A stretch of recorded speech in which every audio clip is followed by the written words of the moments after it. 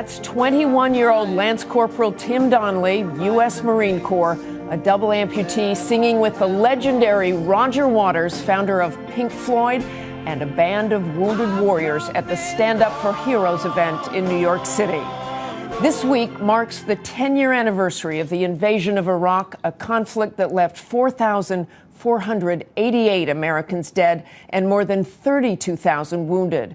We asked our own Bob Woodruff, who was there during the ground invasion and who would be among the wounded, to take a personal look at the decade of war in our Sunday Spotlight. It is hard to imagine it was 10 years ago. What a decade it has been for the U.S. military, and a personal journey for me. My team was embedded with the Marines when the war began. All of us were ordered to wear chemical suits as protection against weapons of mass destruction, which we later learned did not exist. At night, the U.S. military has an advantage over every other army in the world. Many of us witnessed tragedy or lost friends. How's it going, Bob? Jesus del Solar was a Marine sniper in the unit I was embedded with. Hopefully we'll get this done and come home soon. The 20-year-old was killed just days into the invasion, stepping on an artillery shell. My war reporting in Iraq ended suddenly, less than 3 years after it began, struck by an IED. Unconscious for 36 days. So I joined together with the hundreds of thousands of service members who survived but remain wounded. The war would continue without us, getting far worse than anyone ever imagined. Listening to the soldiers tell you that, hey, tell your brother that I love you. Watching his eyes roll back in his head, that he's real close to dying.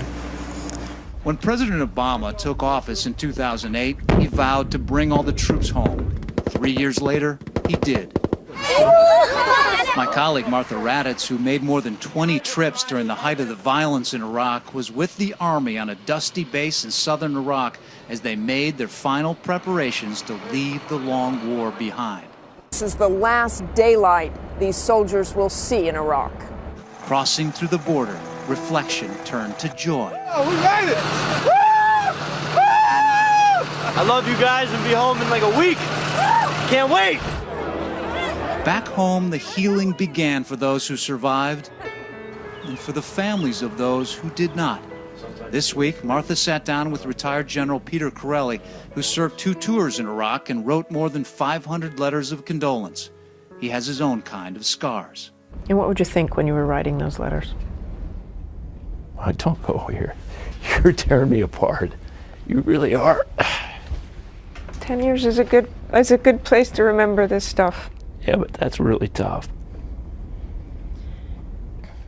So you have to ask the question, and I know it's the simple cliche question, is everybody says, was it worth it? Well, I've got to believe it's worth it. Bob's experience in Iraq and his serious injuries compelled him and his family to form a foundation to help wounded veterans, especially those with traumatic brain injury and post-traumatic stress. Bob joins us now. Welcome, Bob. It's great to have you here. Great to be here with you. Since the wars in Iraq and Afghanistan, there have been at least 126,000 cases of traumatic brain injury and 70,000 PTSD, post-traumatic stress disorder. Is the country ready for it? What can we do with all these veterans coming home? Well, first of all, are we ready? I think certainly a lot better than we were 10 years ago when this war began. We never predicted these kinds of numbers and how long it lasted. We didn't know the kinds of injuries and how to deal with them, like the ones from the IED, the improvised explosive devices. The lives have been saved, but those that come back have, in many ways, invisible injuries, as you mentioned, with PTSD and TBI, traumatic brain injury. So that's changing now as we get a lot closer, but there's a big number, and as you said, they're going to be increasing. We have both spent so much time with these wounded veterans.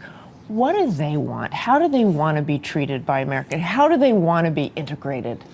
Integrated is probably the right word. You know, they don't want to be called heroes a lot. They really want to be treated just the others in the neighborhood. So if people want to help them, do it in your community. Try to become friends with them. You know, there's a big Chinese wall, as I say, between the 99% of us who are civilians and that 1% in these two wars that have served. We got to bring those in that kind of integration, to bring them together as friends, because that is the one that is really the best way for them on their recovery. Well, I've got to say, Bob, your recovery still makes me tear up every time I see you, and you have done remarkable work with these veterans. Thanks very much, Bob. Bob's organization is called the Bob Woodruff Foundation.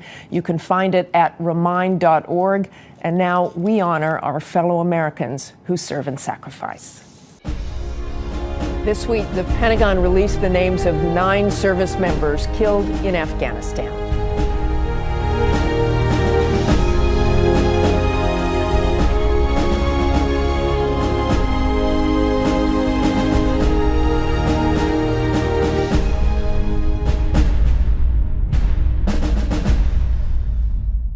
That's all for us today. Thanks for sharing part of your Sunday with us. Check out World News with David Muir tonight. George is back next week, and we hope you will be too.